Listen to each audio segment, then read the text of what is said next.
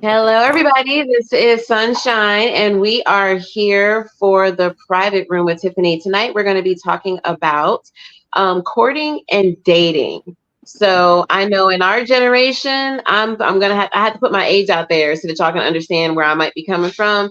I'm 47, so I know what courting is.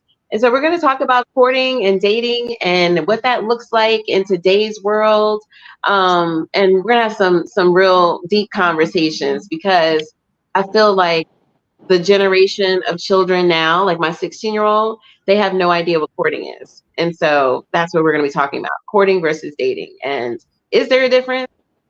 We'll see. We're gonna talk about it. All right. So before we do, we're gonna listen to J Lock, my artist. I manage J Lock, who is here on with us right now, and we're gonna start off our podcast with his song "No Rush."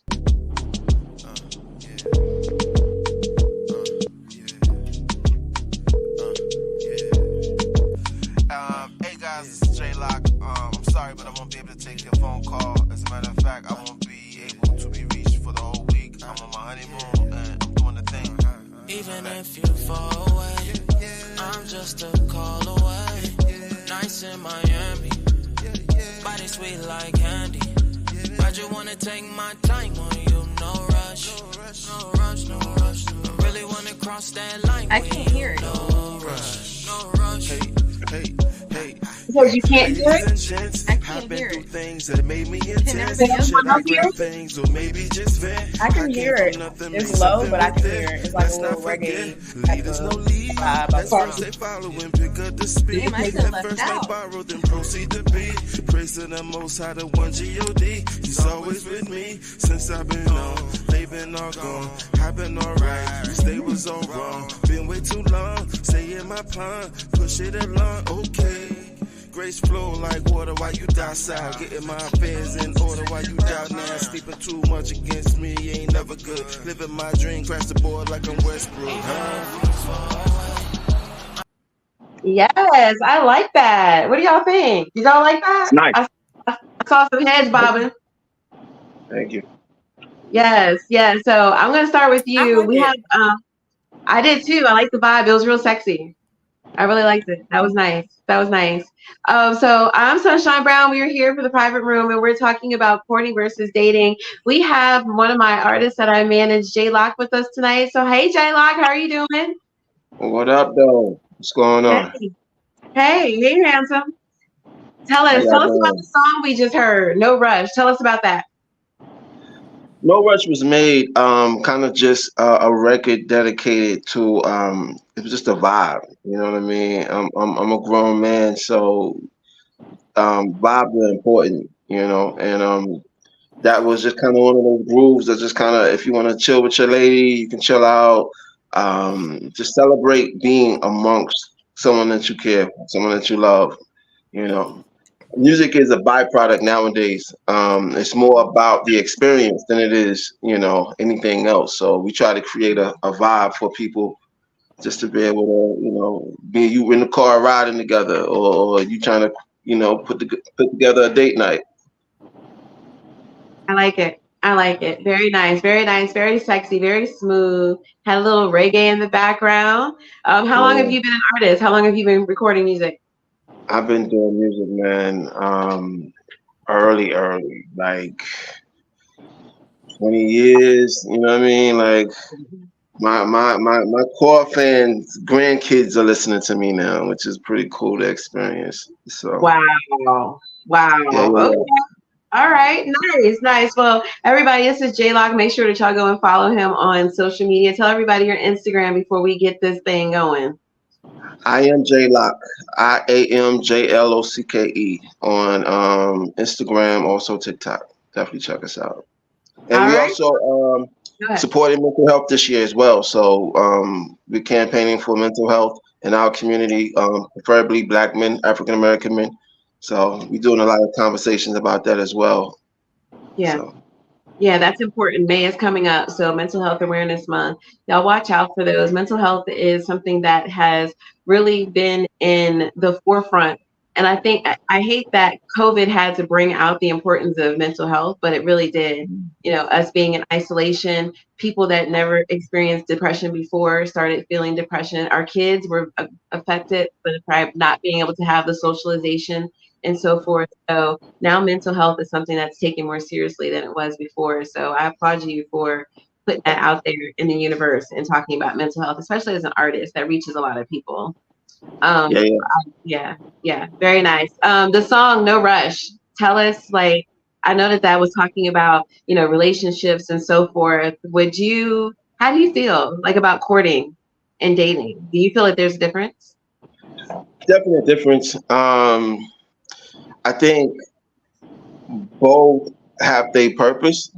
I think that a lot of people nowadays don't have that in front of them to learn from. Mm-hmm. You know, like if you're listening to current music, if you're watching, you know, trends and all of that, nobody's, you know, taking their time with anything. It's just, Right. you know, the rappers celebrate the one night stand and I got to be out. Right. It's all about the conquest, not the journey. So, you know, I think that's a huge difference. And this generation don't stand a chance because we was starting to fade it out. Like we was the ones, you know, as soon as hip hop hit, it was all about the, you know, it was get money, get chicks, you know, and then when the chicks started to buy into it, then it became a whole vibe, right? But definitely romance is something that needs to be done if you're long term in it. If you're looking for a wife, at some point a man changes his focus and he stopped looking for that conquering and he decides to actually want to jump in on something real. But then a lot of men don't have the tools. A lot of us didn't grow up with fathers to see those examples. So, you know, you basing it off of what you and your boys putting together. It's going to be short, right? So, you know, a lot of times that's not even understood what the difference is or how to even begin to process that and make that happen. Yeah, that's some good stuff. That's some good stuff right there. Okay, all right. So we're gonna come back to you. Also want to introduce Sev the Fairy. Hello, girl. How you doing? Hey, y'all. I am Sev. I'm a choreographer, a poet, podcast host, overall visionary. I wear many crowns, but those are just some of them. And I'm excited to be here. You guys always have some of the best conversations, so I'm looking forward to this one. I'm glad to have you back. I know you have had a cast.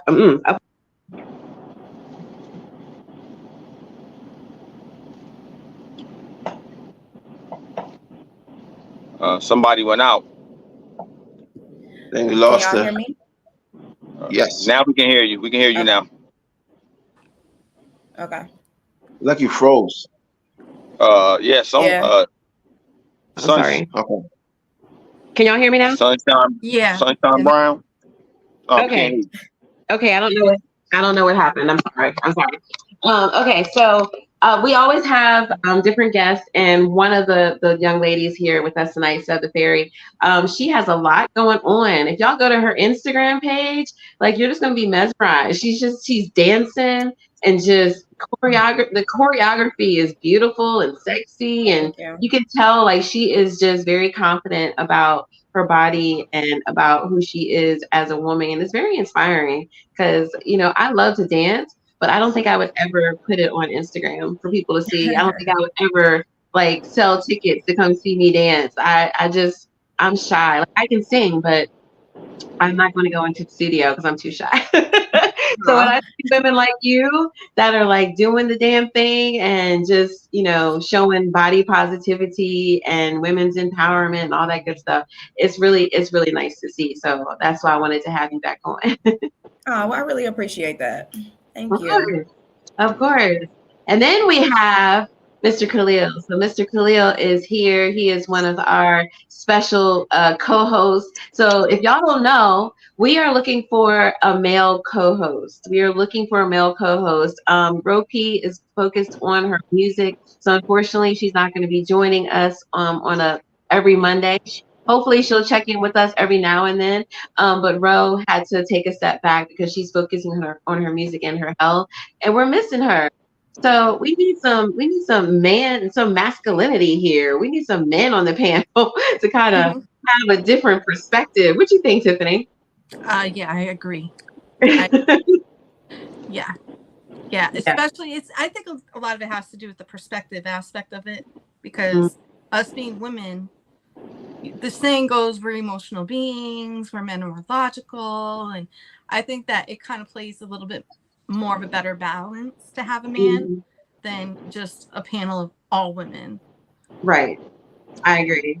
I'm all about women's empowerment and women having voices, but I value and respect the perspective of a man that we might not see. You know what I mean? So we have Khalil. Khalil, introduce yourself, please. Yes, hello. My name is Khalil Ali. Originally from New York. I've been in Atlanta 14 years. I believe there's a difference in the two, but we have to add a layer to the dating. There's something you should do before dating, and you should vet before you even date to see if the person is someone you actually want to date. So there should be that process going first. Then you have your dating process. The dating process needs to happen before you could even consider courting. Courting is the process where we're going to go further in depth into the relationship, long-term commitment. On that, other than that, I've been in trucking 30 years. I'm pretty good on a computer. I started working on my own podcast because I have different perspectives on life and relationships. A lot of everything seems to be really traditional. I'm more non-traditional, but I believe in the man being able to stand on his own 2 feet and be supportive and to be able to take care of his family. But the man has to take care of himself first in order to be able to take care of his family. You can't be financially challenged, and your health needs to be in order for you to be able to take care of your family. Because as a man, if you're not good, then your family's not good. You know what I mean? So yeah, that's true. That's real true. So I'm going to ask the question. Sev, how old are you? Oh, can't hear you. I am 29. Okay. So you're 29. So you're the youngest probably on here today. And so when you hear courting and you hear dating, what do those mean to you? At 29, what do those terms mean to you? So I think now I understand, how courting used to be, but I think now we live in a generation where titles is such a really big thing now, and that can be a good thing, but that can also be a bad thing. You have some men that has a certain level of bouginess, I would like to say, when they date. So they court all the women that they talk to. They give them that feeling of courting. What you experience, what many other women have experienced, they've been courted, they've been led on, things like that. And then you have the men that actually do it the right way. So I think that there's two sides of it, but you have to just be mindful of it, because you come across serial daters, people who like to court for the adrenaline rush. And then once they get what it is they want, it could be sex, it could be the feeling of just having someone new, it can be anything, whatever their thing is. Once they get that, they're kind of over it. So I think in some cases, courting and dating can be similar now. There's many things that have similarities with it. It just depends on the individual, honestly. Yeah. So Tiffany, how old are you? 40. 43. 43. Okay, and I'm 47. So we have like very varying opinions or varying experiences, from myself to Seven to Tiffany. So when I think of courting, I think of dating with the intention of marriage. Period. So like when you have people that are dating, you can date multiple people. I think like what Seven was saying, you have serial daters who date multiple people. And then you have those who are intentional. Like when I was dating, I basically let the men know that I was dating, like I'm looking for my husband. And that immediately basically told me who was in and who was out. When you tell someone, I'm looking for someone that I'm gonna, build a life with or whatever, and they're gone, okay, so that lets you know very quickly where your mind is. But that's the type of person I am. I'm very straightforward when I date, and I say what I'm looking for. And then some men and women are open and do still date with the purpose of marriage. So it's really, don't you think maybe we need to define what courting is? Of course. Sure, Yeah. we can. Yeah, like the traditional form of courting was dating with the intention of marriage. You dated that person because your mom or your dad or somebody thought that this person might be a great fit for you. And then as the centuries went on, that intention was still there, dating with the intention of marriage. But then somewhere it stopped. I don't know. What do you feel, Khalil? What do you feel? All right. I'll tell my age. I'm 51. First, we'll go with from the definition standpoint. Mhm. Dating is more of a romantic thing, romantic relationship between two people, aiming to have some sort of stability, right? But then when you get to courting, courting is where you're looking more for your person. You're looking for that person you're going to marry down the line. But I don't see a problem if you're not looking to be married. You know, that's why I say vetting is important, because you don't have to waste your time with dating. Because if you vet the person and y'all are talking, and when I say vet, meaning talking on the phone, y'all are doing your actual research of each other before you actually go on a date. That's one of my things. I need to talk to you a few times before I actually go on a date with you to see if we're aligned. But there's times when, I was not looking for my person. So if I'm just looking to hang out and date, then that's not a problem, as long as we can be honest and say, yeah, I'm not looking to be married. So I mean, and I always say, whether young and old, I believe men and women need to have some experiences in life first before they really know they want to be married. I think you have to have a couple of failed relationships first. You know what I mean? I have a few friends that I went to college with, and they're all divorced now. They got married in their early 20s, 23, 24, 25, 26, and they're all divorced. And maybe I have one friend that might still be married, but he's only still married out of convenience because he's worried about being broke, and his wife is the breadwinner. So he stays married because of that. You know what I mean? You just have to define what you're trying to do when you meet people. Everybody's not looking to be married, and that's okay. Because I also believe a lot of people have that notion that when you meet someone and you've been in a relationship, let's just say a year or so, y'all should be looking toward marriage or some sort of long-term companionship. But everybody's not looking for that, and that's fine. We just need to be upfront with that. And I want to just interject, because I feel like a lot of what's going on in today's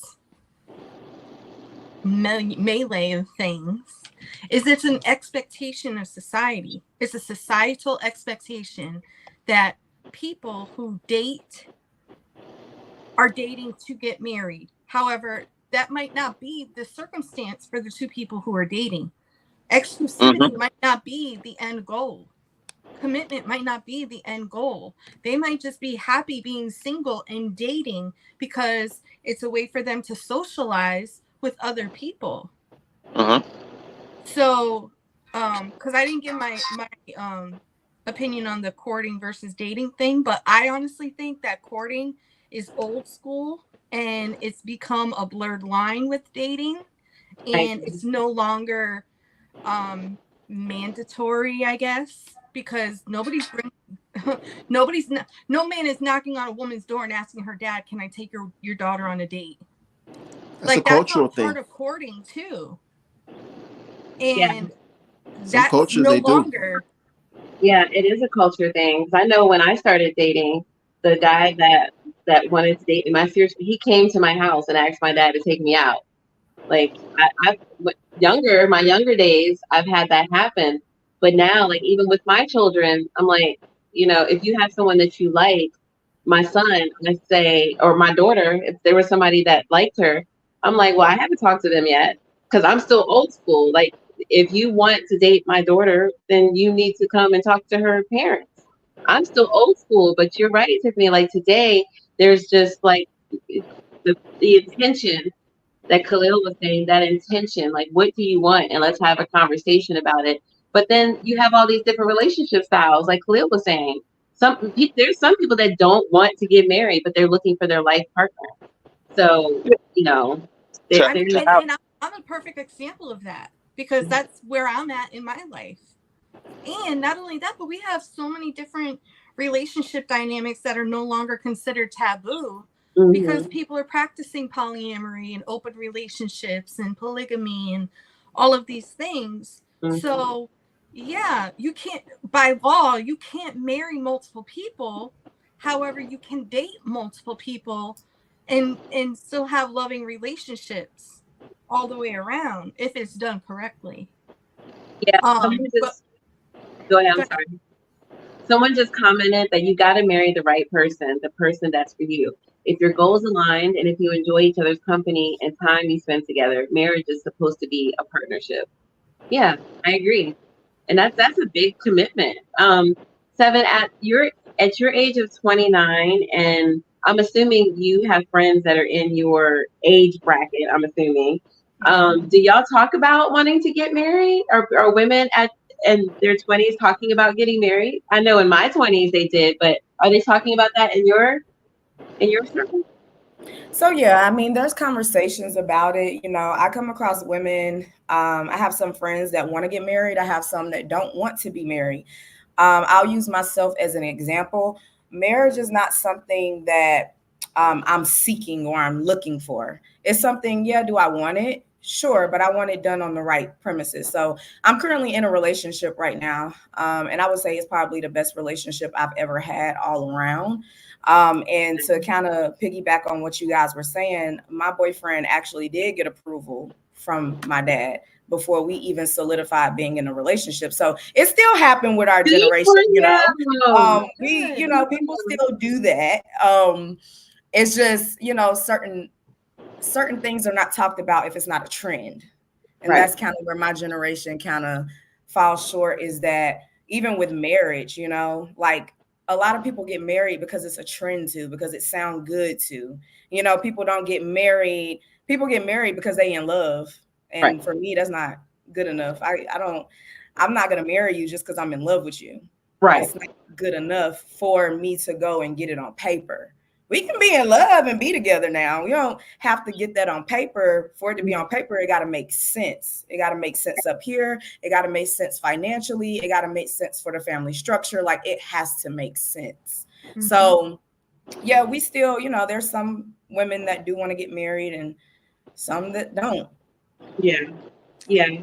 I think what is dope in relationships is when you're able to build with someone. You know what I mean? Like, everybody nowadays want the Burger King and McDonald's way of doing things. They want it instantly. They want you to come healed. Right. They want you to come financially stable. Now, men, we supposed to have that, but again, we don't always have it figured out. Most of the cats that I know actually came and will agree that they didn't get their stuff together until they got with the right woman. And what women do to a relationship, your finances, they'll help you figure out your life. They'll mend relationships with your family. Like, that's what a woman does. She nurtures it. So a lot of times we don't know how to deal with that because we're not very vocal on just those type of responses, right? So I think to build something together, if y'all both start at a certain point, you end up successful businesses, whatever you think success is, that's dope, and that also builds the relationship.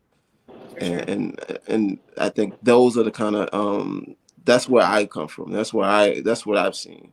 You know what I'm saying? Like, a lot of my partners that are successful have a similar story. So And Jay, how old are you? 48. Yeah. Okay. So I know Khalil said that his boys that got married in their 20s are divorced now. Do you have friends that are married? Do you have Sure. married Sure. friends? And okay. But the crazy thing is, I have probably more men around me that I know personally that are successfully married. Like out of like just off of the head, most of the guys that I know are happily married, successful, has went up with their women. But yeah, I know guys who, I mean, nobody gonna get it right the first time. Right. Especially if you don't have that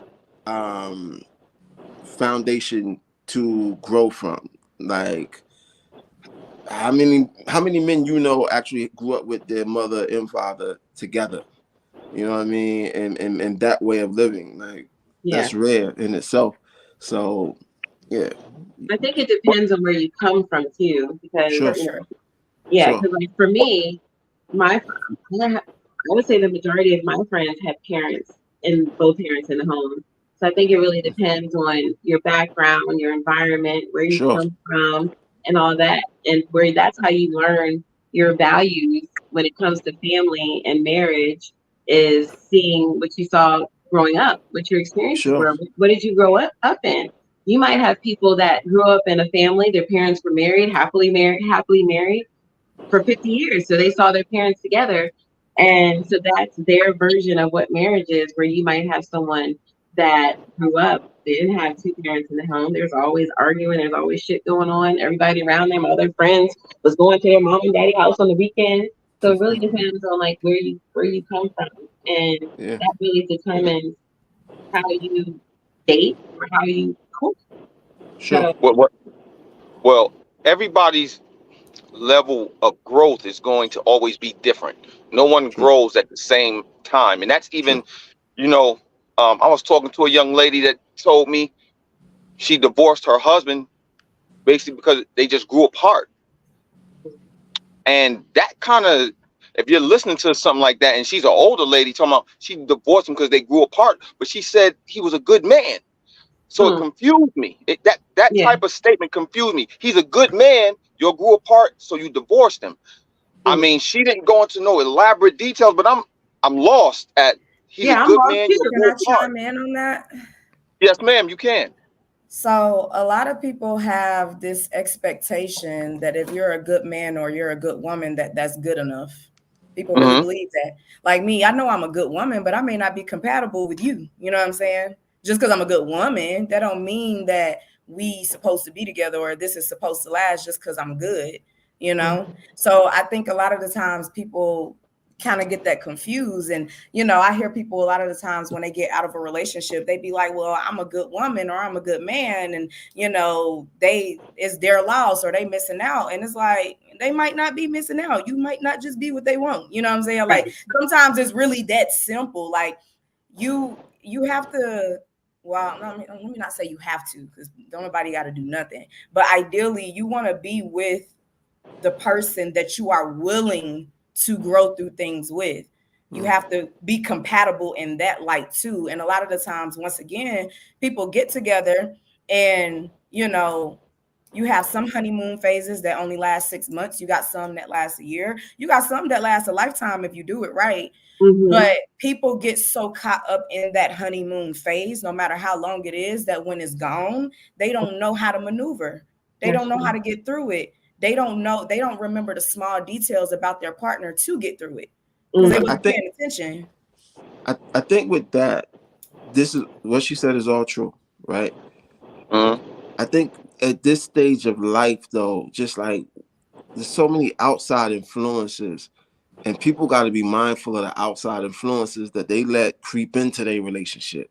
Like there's so many fake self-help people on social media, and your girlfriend thinks she know it all, and a lot of times you'll let people get in your ear and kind of warp what you think is a good man, and you lose something good because you listen to some cat who got a bunch of followers on TikTok. You know what I mean? Or you listen to that bitter girlfriend. And men do it too. You know, guys will sit there and be looking at their boys going out and doing stuff. And one day you take that trip and you see what it's about, and then you risk everything. So I mean, there's a song out right now talking about you know, it's a rap song, and he's basically saying to the woman, you know, I can take you to Paris, I can, you know, I'm hustling to buy a house and so on, but you listen to your girlfriends over there who don't even have a man, so forth and so on. So every time I hear that song, I rock with it because it's true. You know, you just like Seven said, you can have a good man, you can have a good woman, but are they your good woman? Are they your good man? And if you find that out, are you willing to invest to the? Well, I'm gonna say this though. If I get people growing apart, I get that. I get, because you can fall in and out of love every day. You know what I mean? You can. It happens. But my thing is, you in a marriage for 15, 20 years, and then you'll grow apart, or you're not in love anymore, and you just decide to just scrap the relationship or the marriage after 15, 20 years and not work and not, I don't know if they working on it or not working on it. But my thing is, you get married with an intention of, what is it, for better, for worse? You know, I just feel like people just don't want to work at it no more. And like I said in the beginning, that's why you have a vetting process. Your vetting process is so that you can be aligned. You know what I mean? Now, I'm gonna speak up real quick, just to go back on what Jay was saying about like the whole wanting the McDonald's and Burger King relationship where it's instant. People don't come into relationships anymore with any level of dedication towards their partner because they want it how they want it, and when they don't get what they want, now they want to have a little temper tantrum and walk away. That's not a healthy. I wouldn't want a partner like that. Right. I would want a partner to be like, hey, what's going on with you, to where you have to act like that. Because for me, I feel like I'm lucky to have the partner that I have, because if I'm fucking up, he'll tell me too, you fucking up. This ain't very becoming of you. So he has my best interest at heart, and vice versa. And that's what I think a lot of people tend to miss out on in a relationship, because they're looking at it from an ego perspective and not so much from a space of what do I need rather than what do I want. Yeah, because I think sometimes we can't face what we need, because that means we have to hold ourselves accountable for some shit. And if we don't want to hold ourselves accountable, guess what? The finger's always pointing outwards, never inwards. So and that goes to say that people do change within a relationship too. So if you're not up to par with change, if you don't like change, then don't get in a relationship, because your partner very well could be toxic when you get with them and then find themselves going through a whole healing process. So no, not everybody is going to come to the table completely healed, because we're always going through something in life. So if you can't go along with the evolution of someone, then don't be in a relationship. Yeah, and I think that's what Khalil was trying to say. Like, you've been with this person for 15 years and y'all grow apart. Like, don't you? For me, if I'm with you for 15 years and we've grown apart, I'm going to try to spark that up. Like, let's go out on date nights. Let's do something different. If we're looking at each other, bored with each other, let's try something new together. But how many times have we heard our elders that have like lived in different bedrooms? Sometimes space is needed because you're with this person 24 hours, 7 days a week. You can tell when they're about to use the bathroom. Just the energy between the two people. You can tell when your person is hurt. You can tell when they're having a bad day and they don't even have to open their mouth to you. You just know. So sometimes that energy can get a little overwhelming. So I've heard of like elders, one has their own room, the other one has the other room, but they still stay together. Yeah. Divorce is never an option. Right. I would say this, to go back to, and And I'm sorry, what was your name again with the Army fatigue hat on? I forgot. Khalil. Khalil, thank you. When he was talking about that's why the vetting process is important.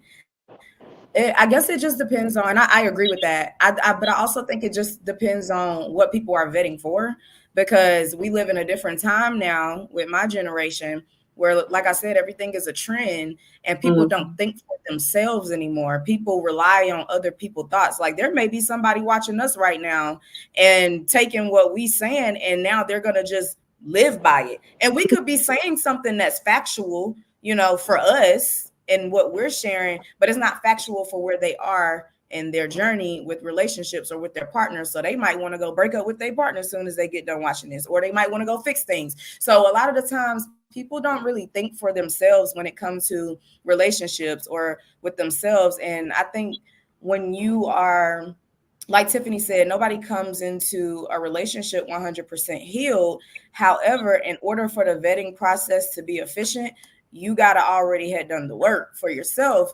That way, when you get to that vetting process, you already have a deeper understanding about what it is that you want for yourself first, and then what you want in a partnership and what this person is actually going to come with as well to meet you in the middle. And people get married, once again, because it sounds good.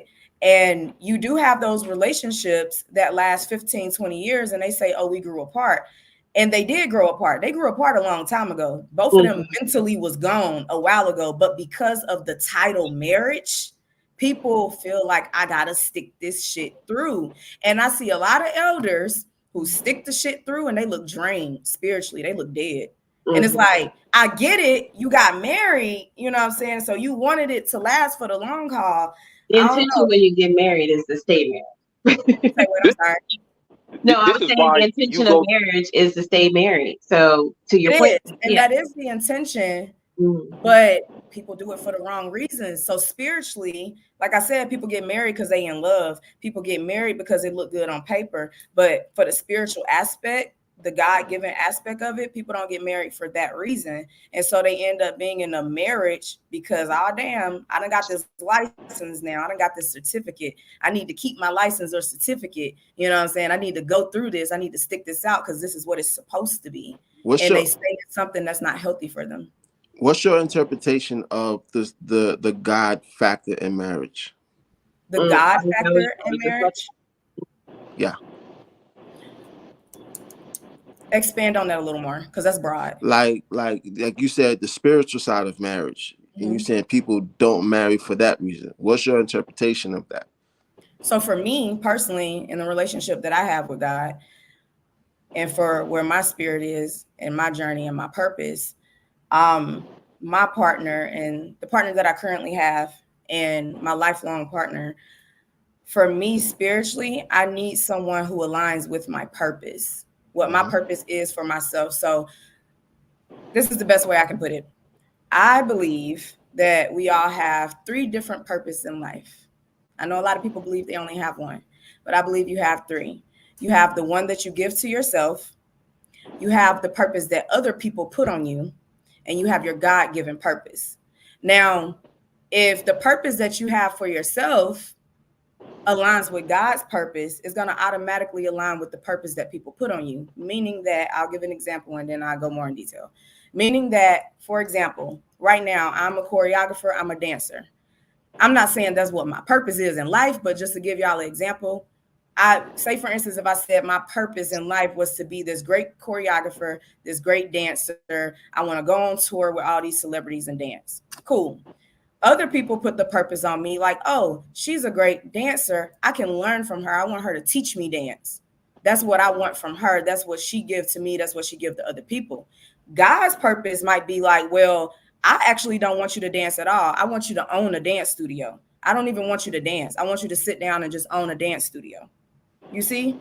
So with my partner has to align spiritually with what my purpose is on all levels, my God-given purpose, everything. Because God not going to send me nothing that doesn't align with my purpose. And you'll know. So it's kind of hard for me to really specify that because it's based on you and your journey and your partner's journey.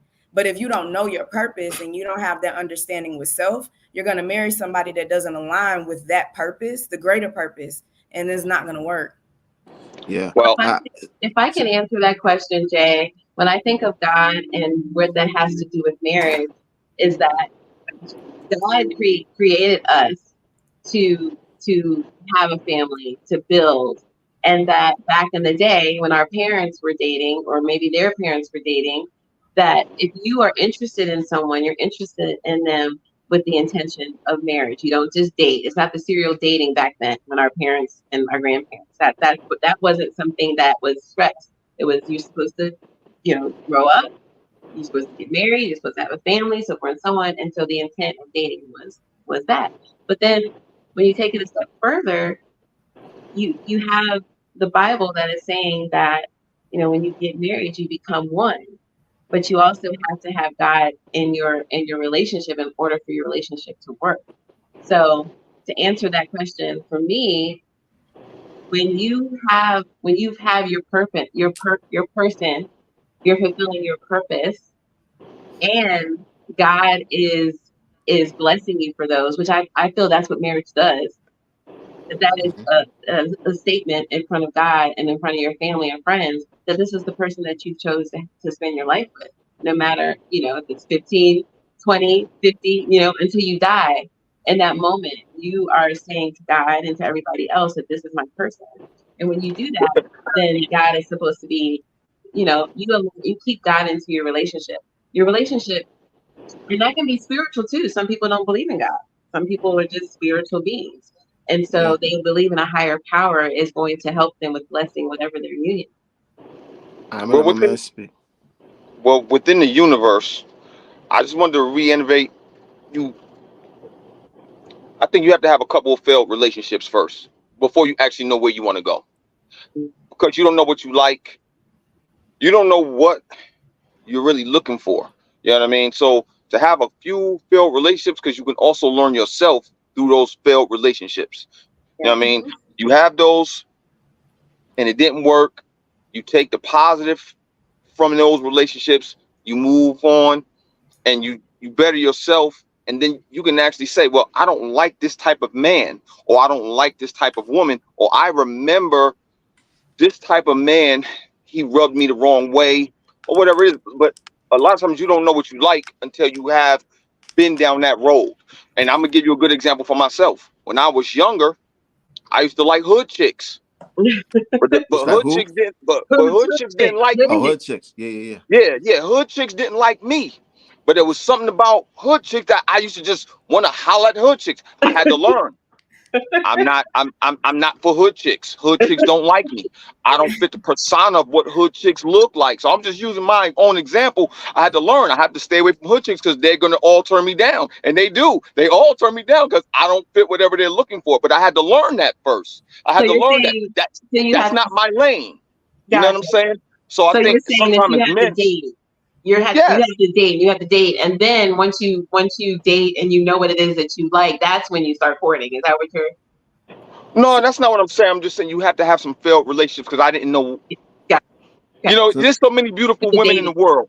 You have a lot of beautiful women in the world. So as men, a lot of us, we want every beautiful woman that we see a lot of times.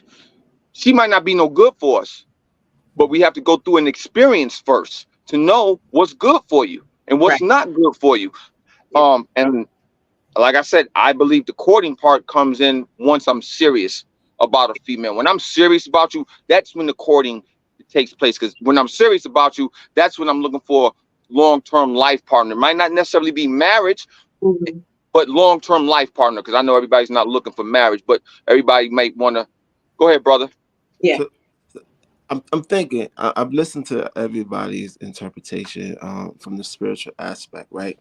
And then I'm listening to, I'm thinking back to like my grandfather time and their fathers and mothers, and I'm trying to see what the difference is.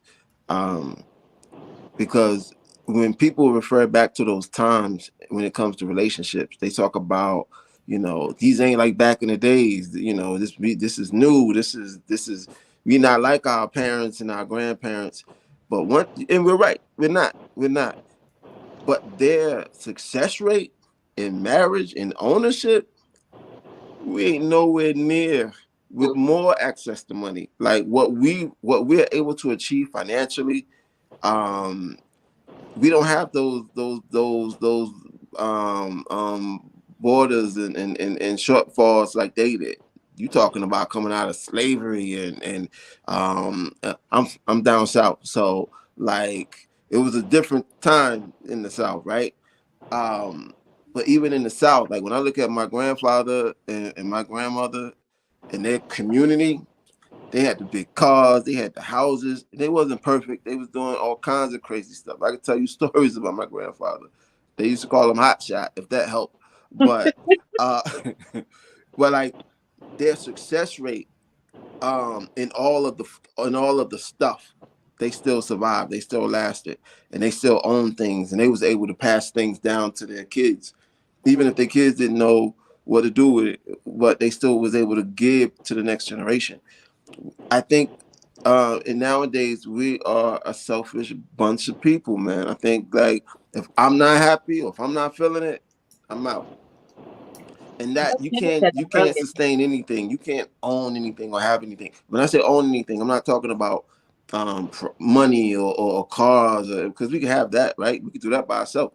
But I'm talking about a stability. What you pouring into your kids, what you pouring into other things that actually mean more than your worldly possessions and your own selfish ideas of what happiness is. And when I look back to the Bible and when I think about the whole I don't say religious aspect, because religion is not something I subscribe to, but a relationship with the Creator is what really will give you substance, right?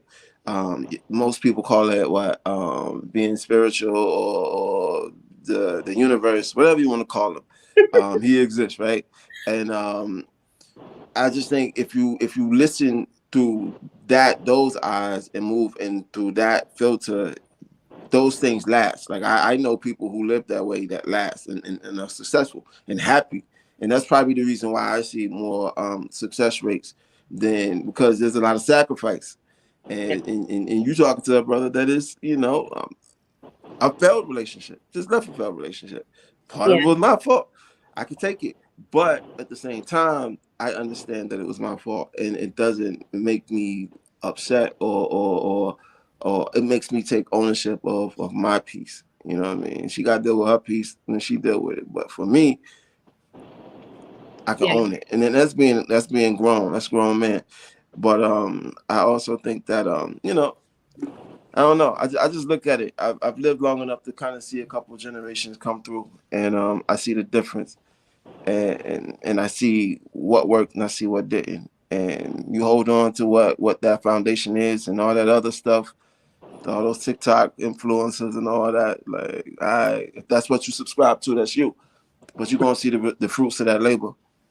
Well, the thing, you can still stay traditional, and this is because we all, except for this young lady, a lot of the tradition is gone because people are listening to social media, right? Mm-hmm. They're following social media. So if they're not taught tradition, and then you're going with, you got to move with the time sometimes. Like, we can stay traditional because we know tradition.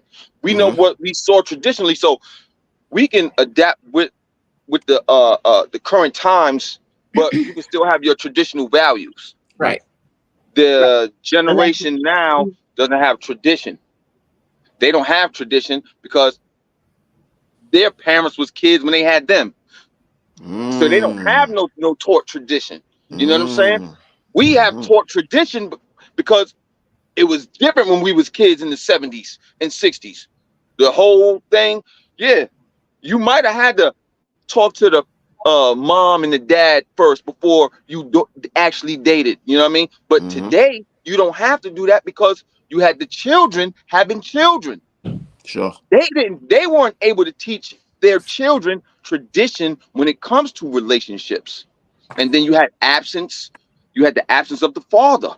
You know what I mean? And then every mom that's a mom is not a good mom either. You know what I mean? So therefore, Sure. you know, you got the kids just out here by themselves, and the schools are the only things that they're learning something from, which is still bogus anyway. So they're not learning any type of value of the commitment of the man and woman being together and solidifying things and staying together.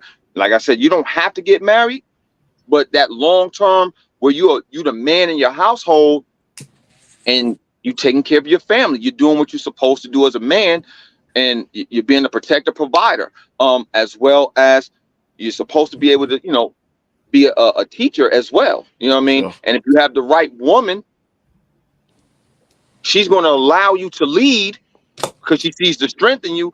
But if you also have the right woman, she also is going to know how to give you the strength.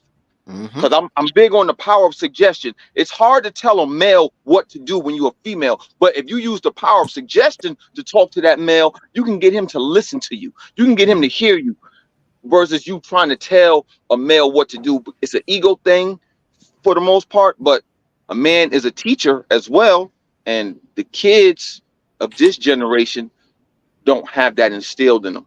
You know what I mean? And it has to come from their parents. Yeah, it's good that we do podcasts like this, and then you have other people doing podcasts similar to this. But if the parents aren't teaching them, then it's really hard for them to even have any kind of core values, because they're going based off of what they saw their mom and dad do or did not do. Unlike us, it was a whole different ball game. You knew when your mom tell you, you better be in front of this house. When that light come on outside, you knew you better be in front of the house when that light come on outside, or you wasn't going back outside the next day. You know what I'm saying? So, I mean, just those strict type of teachings coming from the parents. When we were kids, it was different. And I'm not saying that the young generation don't have two parents in the household, but statistically, we see a lot of the young generation only have one parent in the household, which is usually the mom.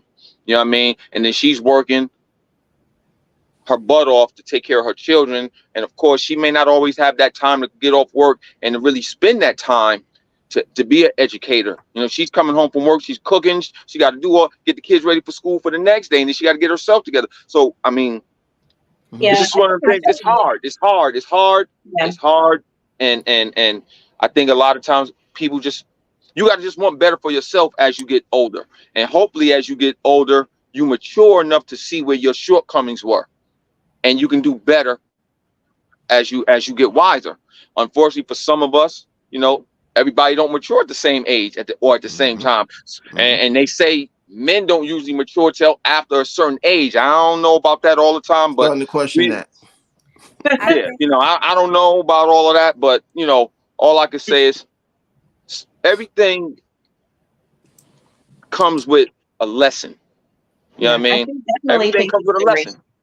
It's definitely generational, because I know what my parents taught me, and you know, their parents taught them, my parents taught me, and I try to teach my daughter, like, you know, if she does it now, if there's someone that she's interested in or she likes, she will bring them, like, put them on the phone. This is my mom. You know, you have to talk to my mom. So I'm trying to teach her that, but unfortunately, not everybody has that same foundation and that same background of learning that you just don't.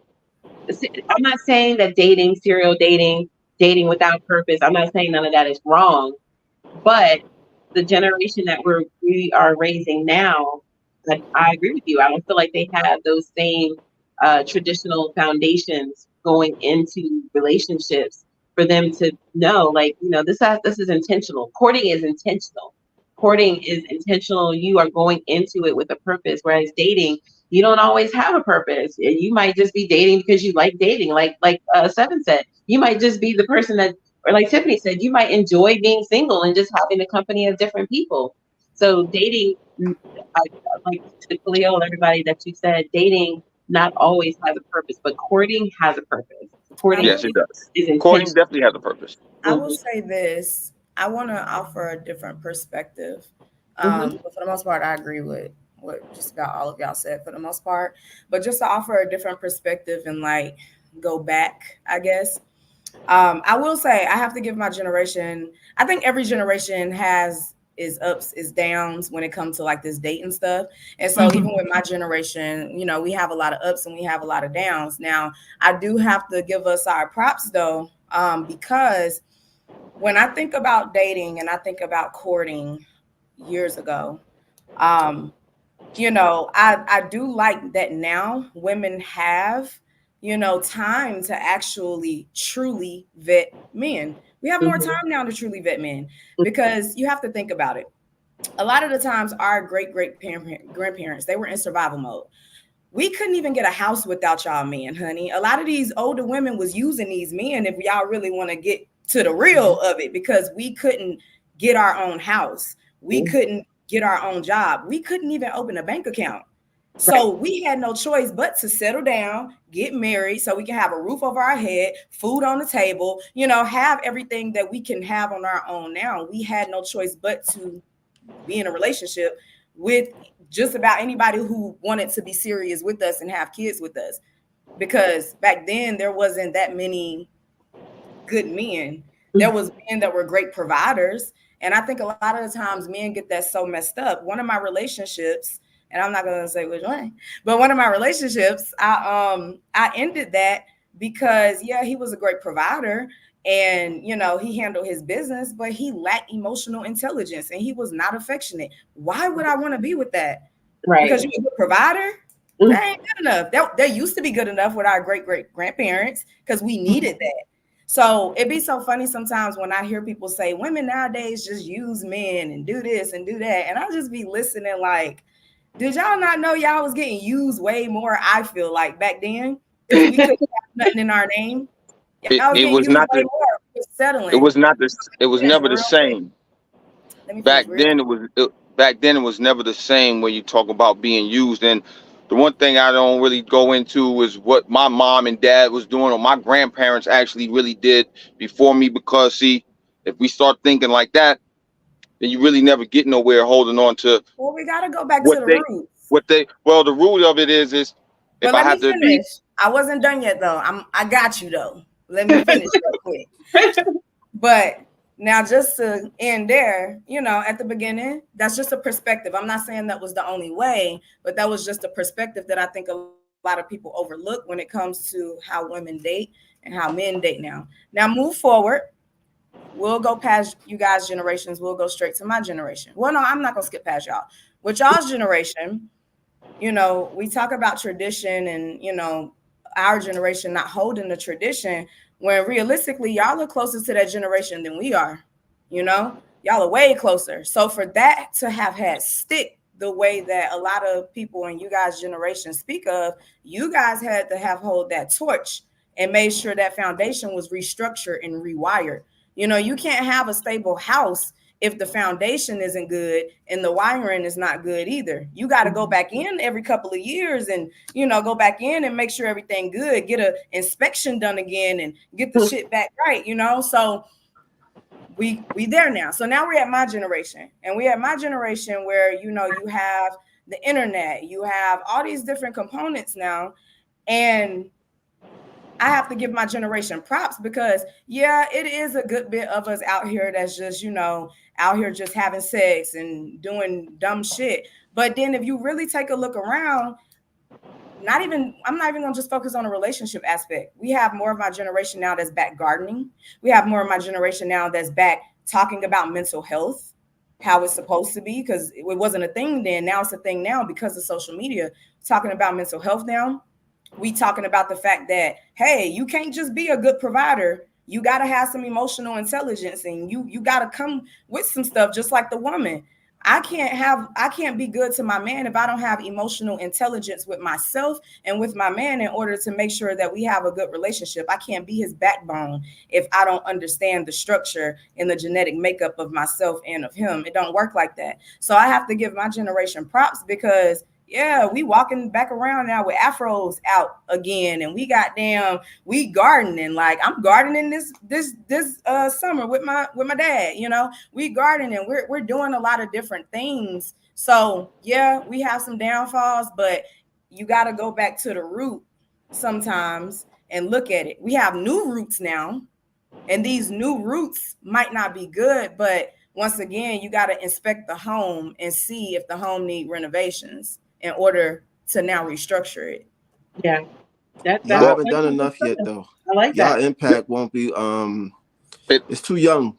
It's too young to give yourselves pats on the back, because y'all haven't really done enough. You haven't, with the generations before, you've been able to go back and study it. So currently, this is your generation. You don't know what y'all impact will be. And going back to our generation and the renovation, here's what people leave out with why we were so screwed up. You're looking at the crack epidemic, you're looking at the AIDS epidemic, you're looking at the development of the projects and them kicking men out the house. And like there was a lot of things that happened to our generation that we were so busy, as you said, trying to survive and trying to, they was giving 3 strikes and you out. They was hunting us.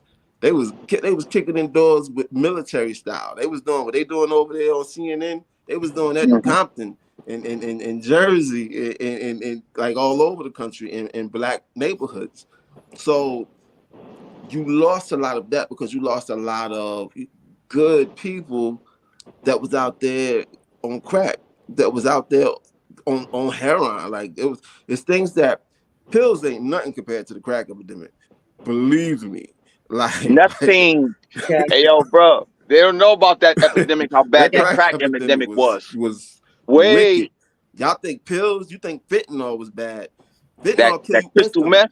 Crack took your whole life. It left you dead alive. Like it's a whole different. You have somebody that commented scenario. It was a war zone. Someone commented it was a war zone. So so it sounds like, and maybe y'all can agree, it sounds like maybe the 70s, 80s is where the foundation broke down when it comes to relationships and marriage and courting and all that kind of stuff. That's when people were in fight mode. They were trying to protect their families. They were as in black society. I want to hear what my man got to say. Yeah. Well, yo, listen.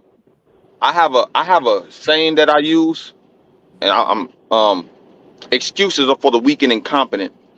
And as you grow, you start to learn you. Yeah. The biggest thing is learn you, and not have excuses. Because I'm gonna just say this: I grew up in foster care, so I don't really believe in a whole lot of excuses.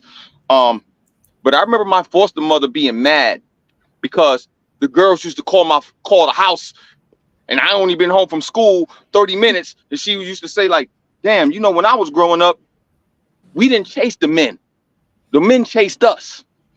And I looked at her and I said, life is different. Right, it is. My life, I said, me being in high school is different than when you was in high school, Ma. You know what I'm saying? Women are more independent now. Women are more independent now, making their own decisions.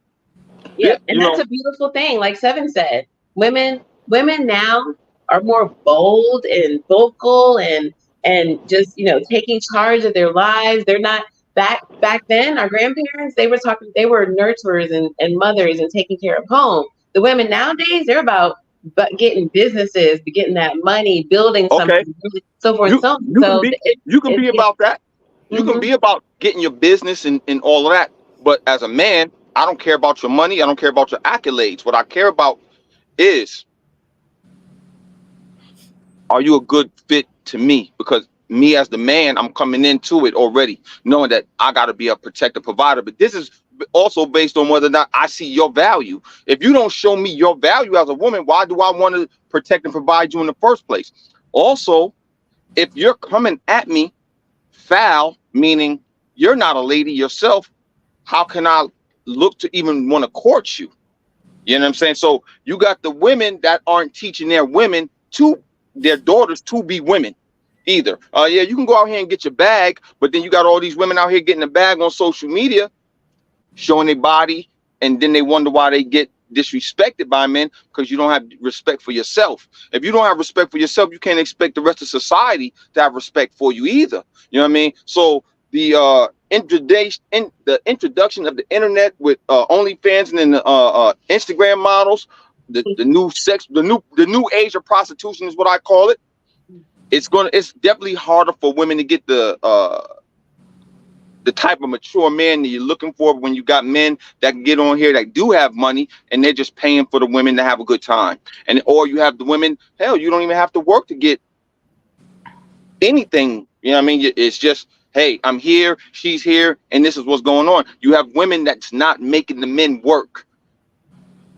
And that's the biggest thing. I will always say the women are the one who makes the man's ego.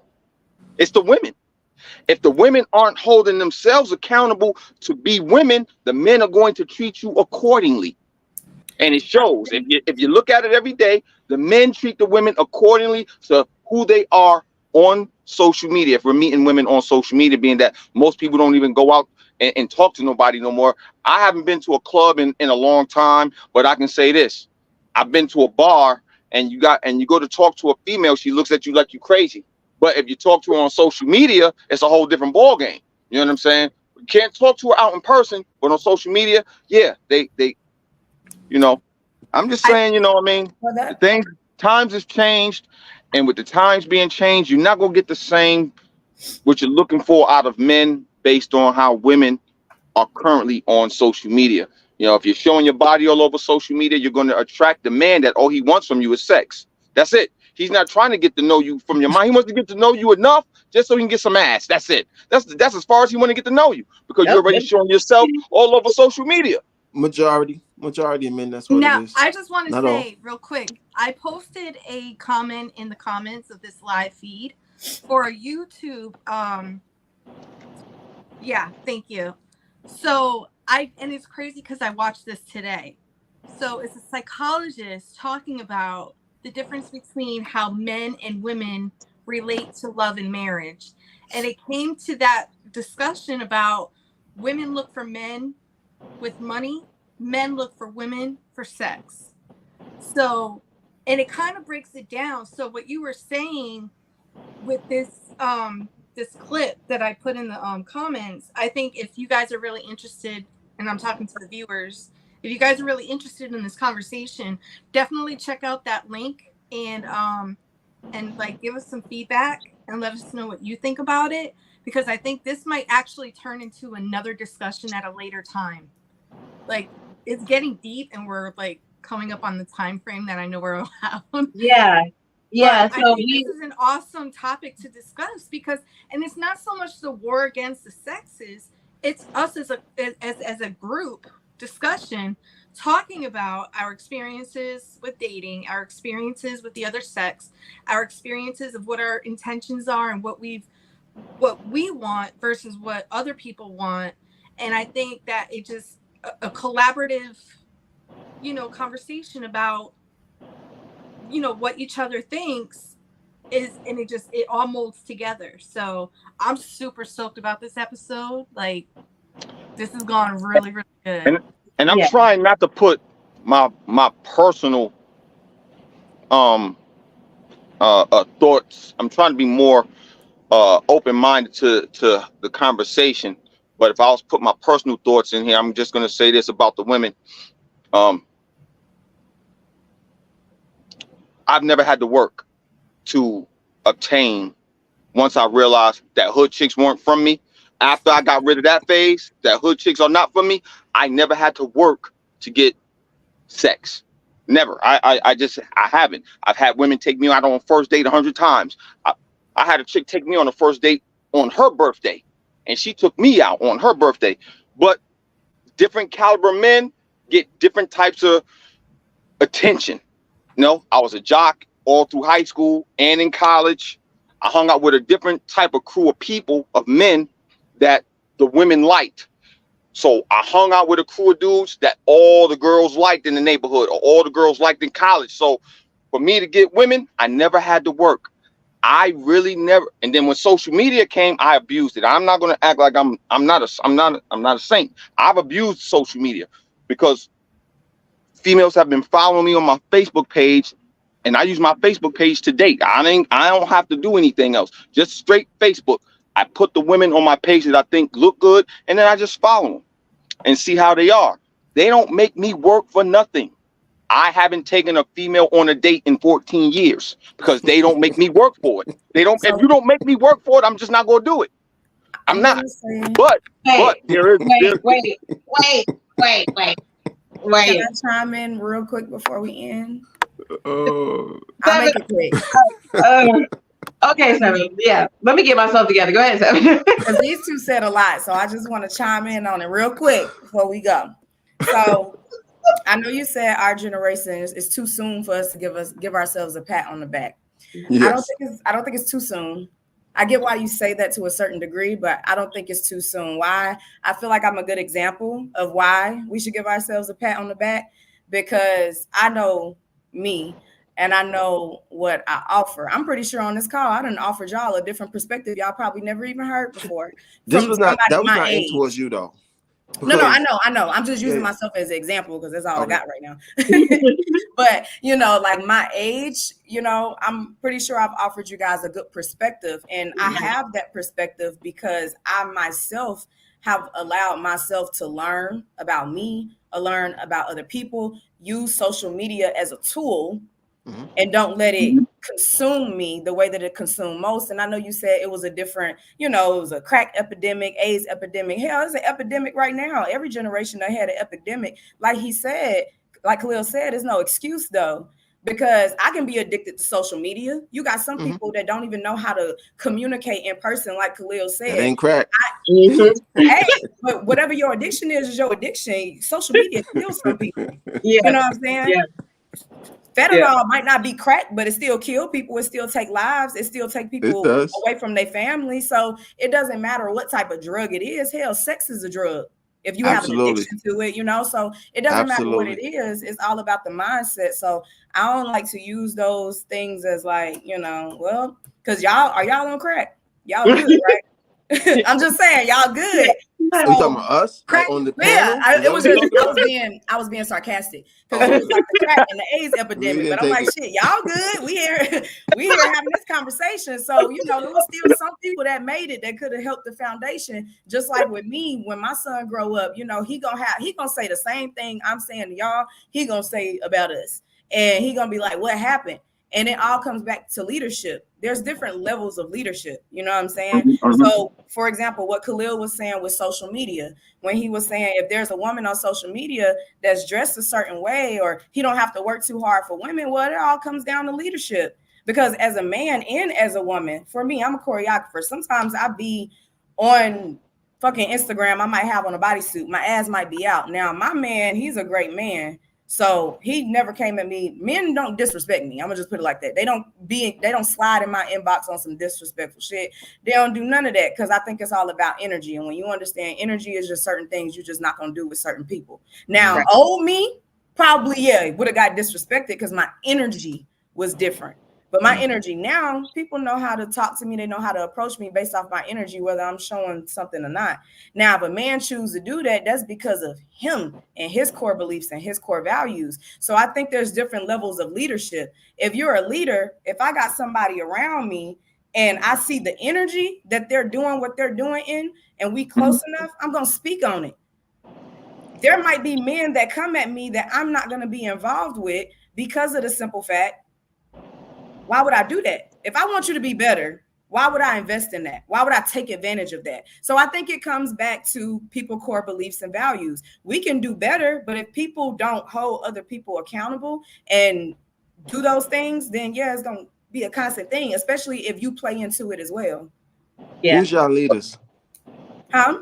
Who's y'all leaders? So let me break down what I meant by that. I know what you meant. I know what you meant. So, I know what you meant. I'm saying there's different. I know what you mean, right? You're talking about individual, but I'm saying for your generation, Who is y'all's leaders? who is your leader? Who are our leaders? We have Yes. 19 Keys. Have you ever heard of him? Who? 19 Keys. Have you ever heard of him? Yeah, but tell everybody else who it is. So 19 Keys, he have a podcast show called High Level Conversations. He is, I would say, one of our leaders as well. We have 19 Keys. We have Aristotle Investments. We have so many different people. But what I was teaching you about money? Huh? What do they teach you? Everything that we're talking about, plus more, plus how we're talking about social media, how natural intelligence plus artificial intelligence can equal enhanced intelligence. So using these things that we deal with nowadays as a tool than an excuse. They teach us how the family structure should be. What we're talking about now, they teach that. So you should go look him up. His name is 19 Keys. You'll learn a lot from him. But what I was speaking on when I was saying leadership, everybody can be a leader, but there's levels. You get what I'm saying? You know. So everybody has a part to play, but if you're not willing to play your part, then hey, shit gonna get lost in the sauce and things gonna get messed up if people don't hold the structure. Yeah. I think that everybody can agree that when it comes to dating, I think we all understand that what dating is. I think we also understand that courting is intentional and it has a specific plan, has a specific purpose. But it sounds like we also agree that there was a point in history, generational, where courting was no longer the way to do things. You know, women became more powerful. They're working outside the home. They're taking care of themselves. Women are getting married later now.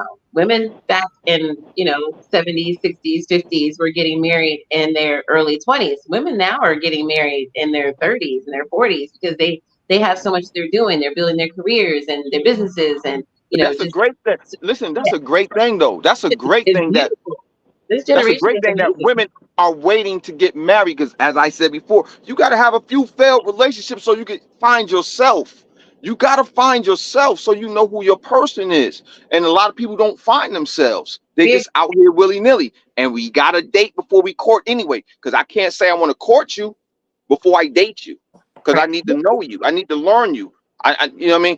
From that point is where I want to court you. And what they always say, a man usually knows if he wants to marry a woman within 15 months. That means no sooner. I've never heard of or sooner. It really depends on how in tune you are with yourself to know how you want to move. Mm-hmm. And a lot of times people are marrying later and people are becoming successful later because they are not. That's the power of social media. There's a delayed learning process. You got grown folks trying to learn dance moves from their kids, then trying to learn how to invest. I know I do. You understand what I'm saying? I'm trying to figure out what the hell is going on in society these days through my kids. Crazy. About to break your leg trying to do this TikTok joint. Right. Yeah. You ain't that flexible. But my point is, like, a lot of times it take us, like, I kind of agree with my man with you have to make mistakes. But I also think that, you should be able to learn from other people's mistakes. Like I learned from watching other cats move and what other people do. And I'm like, nah, don't want to go that way. Right. Trafficking. Nah, I ain't taking that pill or whatever it is. Like, I don't drink, I don't smoke because I saw I saw the impact of alcoholism in my family. You know what I mean? I didn't have to go through that and die from alcohol to learn that was a bad move. But at the same time, just like we knew to stay off the crack because we already saw what crack did to everybody else. Yeah. I get it. You know what I mean? Good conversation. Good conversation. I agree with you, Tiffany. I feel like there's going to be a part 2 to this. I really do, because one thing that I think we all agree is, about the fact that we see that there's a generational thing going on here with this question. Clearly, there's a generational thing. And it's beautiful. It is.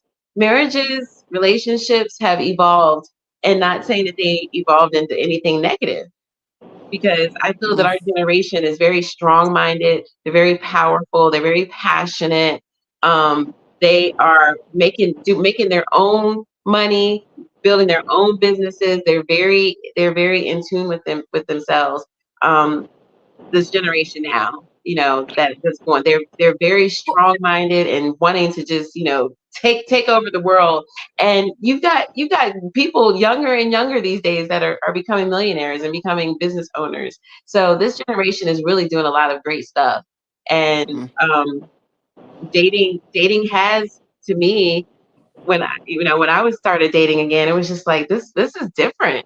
It is Social media has taken over dating, it's taken over relationships. You're meeting people on Instagram, TikTok, Snapchat, Facebook, all that kind of stuff. You're not meeting people in the traditional sense anymore. You're not meeting people in the church. You're not meeting people through your parents Tiffany, you're not going to church. Yeah. Yeah. Oh, we mean, we can't meet them at the club no more because don't nobody. Well, I don't club, but I at don't the club club they're either. not even talking. So I mean, Yeah, well, you can meet them at Walmart, at the grocery store. You know what I mean? At the gym. You know, I'm gonna say because I like to work out, so that's a prime place to meet women is at the gym. You know what I mean? Especially if you want to meet you a fit woman, go to the gym. She fit, go get her. You know what I mean? If you want to meet you a fit, gentlemen, listen to me. If you want you a fit woman, go to the gym. You will find you one. You will find you a fit woman. Be intentional. If you want a fit woman, meet her at the gym. Go to the gym. You want a fit woman, go to the gym. You want the women that don't have a BBL, you want that natural woman, go to the gym, bro. You will find you one. I'm in the gym. Like, yo, this is where I'm finding my women, in the gym, because I'm going to the gym. Khalil, I'm saying, get back. I have not forgotten about them 14 dates that you've been on that you didn't have to. You've been asked out on 14 dates and didn't have to pay for nothing. So, or you were the initiator. We're gonna have to get back to that because that's gonna be a whole other conversation. Yeah, that could be a whole nother episode. Yes, that's a whole other episode. So women that are taking over the dating, like, you know, I'm asking a man out. I'm interested in him. I'm asking out. I'm gonna take him out. And that's generation. This new generation is very independent. Women are very independent now, which I love. But I always tell women, you can be independent, you can have your own, but it's nothing like having a good man. It's not nothing like the leadership and the headship of a good man. And it's okay to be a woman, it's okay to be powerful, but let a man be a man. But that's a whole nother conversation. That's a whole other conversation. Let a man be a man. You can be powerful. You can have your own thing. Let a man be a man. The other thing I would say is, me personally, as a man, I love an independent woman versus a dependent woman. And here's my logic. When you have a dependent woman, and let's just say you a man and you only making $120,000 a year, and I'm even hiking that number up because we know the average person is only making about $45,000 to $50,000 a year, right? But let's say you get you a man that's making about $120, but he's single. But now he takes on this woman who's dependent on him. Hey, yo, bro, you got to pick you up a couple extra hours now because you have a woman now that's dependent on you. Versus if you meet a woman that's independent and she got her own, bro, I don't have to work 3 more extra hours per week because I know she can hold her own. And I've already got my own already. I don't have to work an extra 2 more hours a day to make sure I have enough to take care of my lady when I know she's independent and got her own. You know what I mean? Now, See, I'm gonna play devil's advocate with that. Go ahead, let's go. I'm ready. I was making good money. I was making good money, and I was single, and everybody around me was making good money. When I say around me, other businesses that was around me was making good money. Mm-hmm. The difference was every one of them had wives, and their wives was working with them. And I was single, and it made me a target because I had women that would come and work for me because they was trying to just be close with me to try to rock with me, and that whole different thing that was coming with a single black man being successful. Mm-hmm. So I started to be like, yo, I don't want to be single. Like I want that same structure. I wanted a woman. Didn't matter what she was making. I wasn't worried about that. What I was worried about was that balance that I didn't have. Mm-hmm. You know what I mean? Like at some point, that balance becomes more valuable than the financial gain. So I understand what young lady was saying about what the women bring in the independence, but I don't care if you're an independent, successful black man or independent, successful black woman. You're gonna need that balance because you're gonna need that level of protection. You're gonna need that guidance that's there when you in a room full of sharks. You're gonna need them eyes to watch behind your back. You know what I'm saying? Like everybody out here shucking and jiving and playing games, but when you talking about real life Like it's a different energy, and that's why I move how I move. Like it's not about the game, man. Being single and out there on the scene, being outside ain't don't mean nothing when you trying to build something and you talking. And my mind started to shift to legacy. So when you start to shift your mind to legacy, then it changes altogether. You ain't bump online and offline interaction if it ain't about building, that structure and that foundation for these babies up and coming.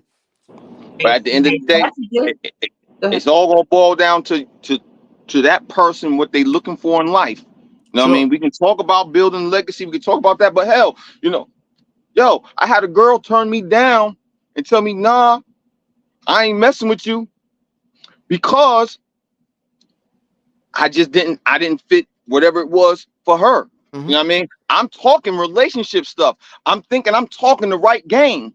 Like I'm talking long term. That was a problem. Marriage. You were talking game. Hey, that was the problem right there. You were talking marriage. I'm saying I'm talking marriage. And yo, she was like, you know what, Khalil? That's not where my life is right now. And we talking about, this is an older woman. Yeah. I'm talking marriage. She's talking about, that's not where my life is right now. You know what I mean? Yeah. So once again, all I'm saying is it just depends on the individual and the energy. Everybody's not looking to get married. And she was older than me. You know what I mean? Yeah. So I can't say, you know what I mean? It's not just the men. Like Miss Lady said, it got to make sense. Yeah. It has to make sense for each individual life. If it's for you, it's for you. Rock out. But she's at that point where she done did all that, so she's just trying to get her hot girl some on. She's just trying to live the good old days. You're right, because she was divorced. So I'm gonna tell you something. That my mother told me, and it shocked me. She's recently widowed, right? And we was having a conversation on the phone, no lie. And she said, you know what I would do if I had it all to do over again? I said, what? I'm thinking she about to hit me with some wisdom. You know what she told me? Have more sex. Okay, mama. Yes, mama. Yes, girl. I like mama. have more sex. I said, you are my mom. I get it. But nah, that ain't the move for you. Ride this one out. Go, mama. Go, mama. Sit this out. Well, thank y'all for coming on tonight to talk about courting and dating. I think we all agree that it is definitely in generational, but then it's also in foundation too. If you were brought up in an era, or you were brought up in a home that valued marriage and talked about marriage and the importance of marriage and the importance of courting and getting to know someone so that you can build legacies together, so that you can build a future together, then that's the children that you're going to produce. And just like I said, if I'm not teaching my daughter those values, and someone else's parents are not teaching them those values and the importance of getting to know someone before you marry them, so that you can have that longevity and make those legacies, then you're going to have the next generation of people who aren't going to see marriage the same way. And somewhere it did break down. I don't know if it was in the 70s. I don't know if it was in the 80s. I want to say maybe 60s, 70s. But it does go back to foundation. It goes back to your environment. It goes back to what you learned. And it might even be coming from your parents themselves and what you grew up in. You grew up in a house with the mother and dad. Your values are going to be different when it comes to dating. When you grow up in a home and you only had single parents, you're going to grow up with those values of a strong woman that doesn't necessarily need a man, and so forth and so on. You might have those values based on your foundation. So when it comes to dating and courting, is there a difference? Yeah, it definitely is a difference. But it boils down to, how do you feel? How do I feel with Jay? Or am I looking for marriage? Are you looking for marriage? And having that conversation and deciding if the two of us are going to be compatible, and are we going to take this road together, or if we're not. Courting versus dating, there is a difference. I'm going to say there's a difference. What about you, J-Lock? Do you agree or disagree? Is there a difference between dating and courting? Oh, absolutely. Yeah. Okay. What about you, Seven? Do you feel that there's a difference? You're on mute, baby. I think they can be one and the same. I think the only difference is the word. I think that's it. Okay. What about you, Tiffany? Do you feel that there is a difference? I No, I feel like it's like a blurred line thing. Like I said earlier, I think I'm agreeing with Seven. Like it's basically the same thing. It's just the intentions behind it. Okay. All right. And what about you, Kalia? Courting versus dating, or is there a difference? The big difference, especially if we're going based off of the definition. If you looked up both of those words, they both have two different definitions. One is dating just to get to know someone, and courting is that long term. So definition wise, yes, there is definitely a big difference definition wise. When you look it up, whatever dictionary or whatever, if you look it up and Google it right now, they're two different definitions. So they're not one and the same. So yes, they are definitely different. Yeah. Thank you for that. So thank you for everybody that was commenting. We had some really good comments. We try to include them as much as possible. But I think everybody agrees, courting and dating, you have to have that communication. There are some blurred lines, especially now with the generational and the foundations of today's society, especially with social media. So courting versus dating, is there a difference? I kind of feel like that question's still out there. So we're going to revisit this later and talk more about courting versus dating, because I really think that, having these conversations with different generations like we did today is really important when it comes to talking about relationships. So thank you everybody for joining us tonight. We are at our moment. So real quickly, tell everybody how they can find you. J-Lock. I am J-Lock on TikTok, Instagram, and my music is on all streaming platforms. So definitely check that out. Thank you so much. Seven, tell everybody how they can find you. I am Sev the Fairy on Instagram, TikTok, whatever social media, Sev the Fairy. Got it. Khalil, tell everybody where they can find you. On TikTok, you can find me Khalil Ali 360. Facebook, Khalil Ahsan Ali. That's how you can find me. Nice. And I just want to point out Miss Cindy McBroom. She might be giving us what we need right here. She says, I believe courting is with the intention of a serious relationship. Dating is the beginning stage. That makes a lot of sense. That's the definition. She looked it up. That's the definition on Google. Yep. So thank you. That's the definition on Google. She looked it up. Because I already had looked it up. I had it sitting right here on my other phone. Tiffany, courting versus dating. I think we're going to be talking about this subject again. Tell everybody how to find you. They can find me on Instagram at sweet_T_with_Tiffany. Facebook is Tiffany Knowlton with the KNOWLTON as the last name. And TikTok is, I forgot, but if you follow me on the other stuff, you'll see it. Okay. Make sure that y'all check mine tonight. Cindy in the comments said she didn't have to look it up. She's been married twice. Okay. Thank you, Cindy. She said, this is from experience, baby. This is from experience. Yo, that's my people. Hi, Cindy. All right. So make sure that y'all check in at lunchtime this Wednesday. For Tiffany and I for 2 Shots of Tea. We're going to be talking about the latest gossip and the latest hot topics. So please follow us on Instagram and Facebook and YouTube, 2 Shots of Tea. Just spell it all out. TWO Shots of Tea. Make sure that you go and follow us, and we will see y'all next Monday. Thank you and have a great day. Peace and love. Good night. Peace.